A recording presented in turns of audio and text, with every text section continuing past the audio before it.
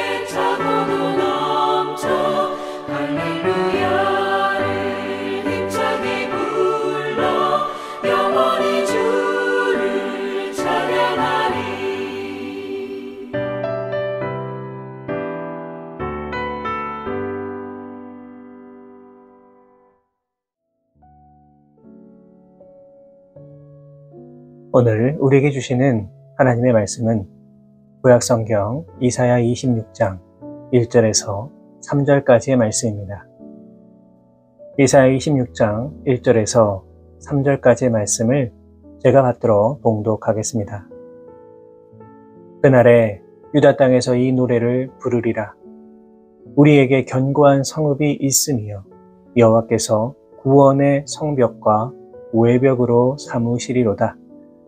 너희는 문들을 열고 신의를 지키는 의로운 나라가 들어오게 할지어다.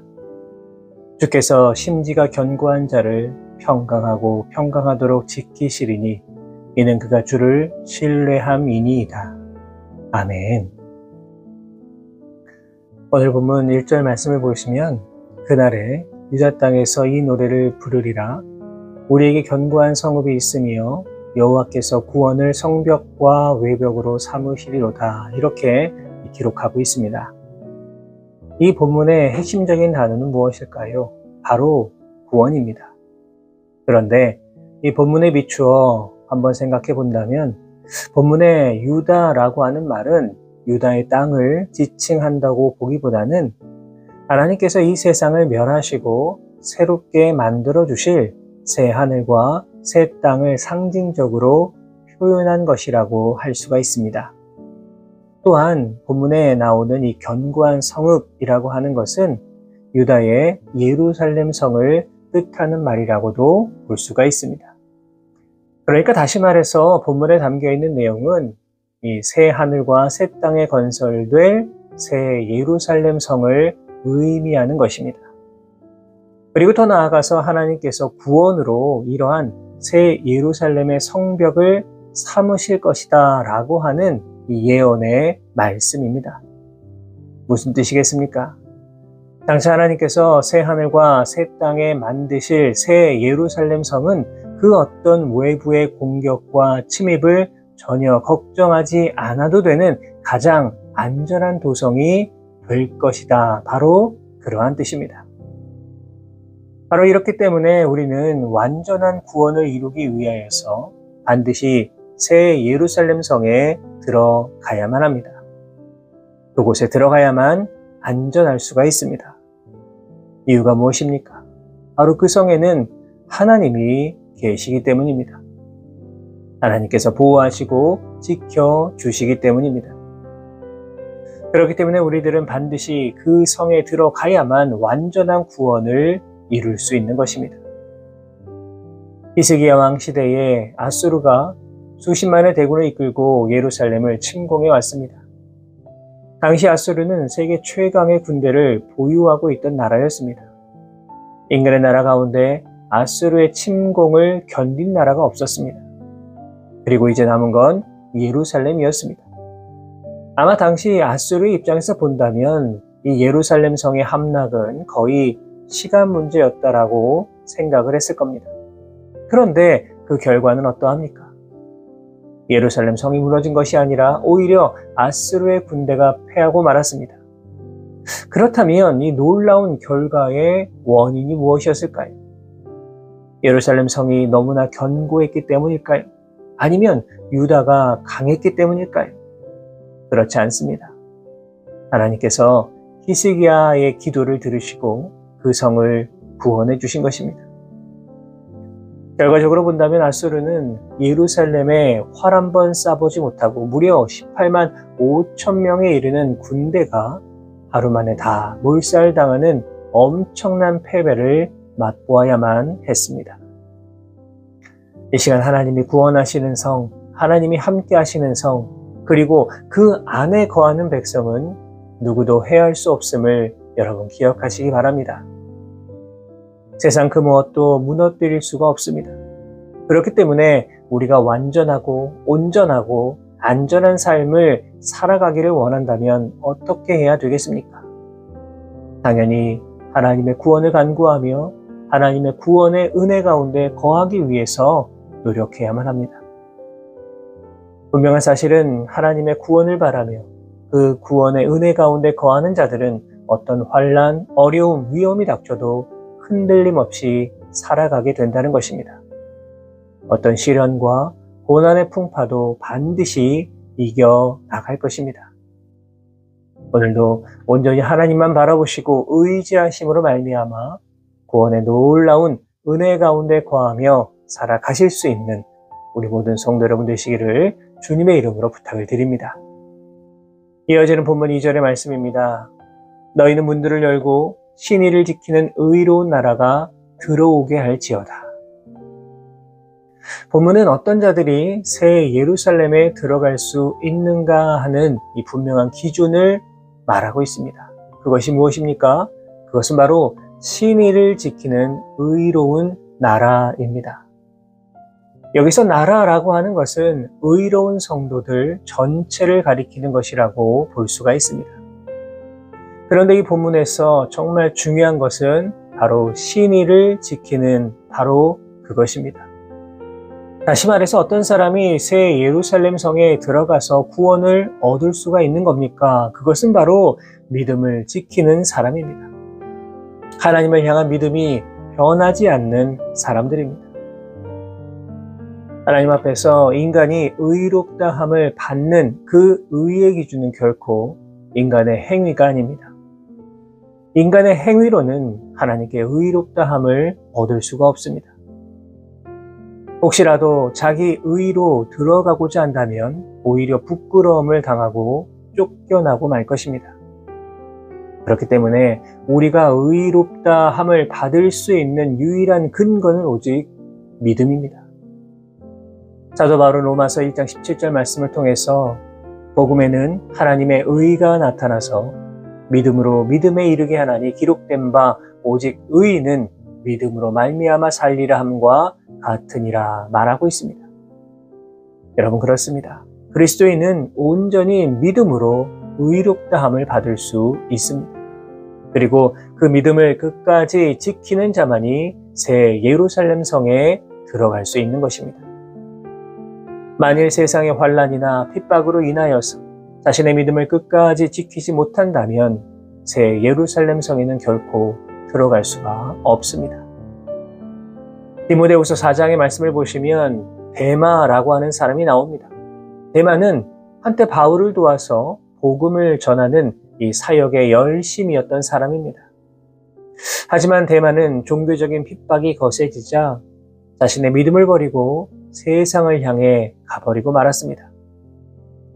이러한 데마와 같은 사람은 비록 새 예루살렘 성에 도달하였다라고 하더라도 그 안으로는 들어갈 수가 없습니다.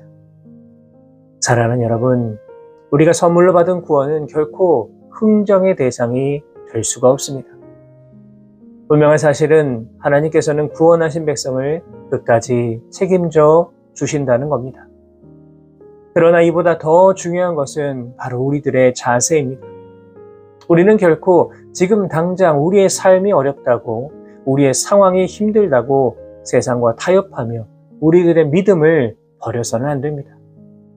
바라기는 비록 어렵고 힘들지만 끝까지 우리의 믿음을 지켜 나아가심으로 말미암아 거룩한 성, 새 예루살렘에 들어가셔서 구원의 놀라운 은혜를 받아 누리며 살아가실 수 있는 우리 모든 성도 여러분 되시기를 주님의 이름으로 부탁을 드립니다. 이어지는 본문 3절의 말씀입니다. 주께서 심지가 견고한 자를 평강하고 평강하도록 지키시리니 이는 그가 주를 신뢰함이니이다. 여기서 심지가 견고하다는 것은 마음이 요동하지 않고 언제나 일관되게 하나님만을 의지하는 것을 뜻하는 말입니다. 다시 말하면 믿음이 흔들리지 않는 사람입니다. 우리는 종종 저 사람은 참 심지가 굳은 사람이야 이러한 말을 할 때가 있습니다. 어떤 사람에게 이러한 말을 할까요? 변덕스럽다던가 교활한 사람에게는 쓰지 않습니다. 그저 꿋꿋하게 또 의연하게 자신의 본분과 도리를 지켜나가는 사람들에게 사용하는 말입니다.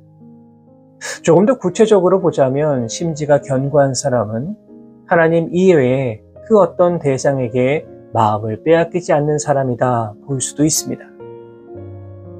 사실 이 세상에는 우리의 마음을 빼앗는 것들이 너무나 많습니다. 수많은 우상들이 넘쳐납니다. 달콤한 재물과 권력, 쾌락이 우리의 마음을 흔들고 있습니다. 그런데 심지가 견고한 사람은 바로 이러한 유혹 앞에서도 흔들리지 않고 견고하게 하나님만을 바라봅니다.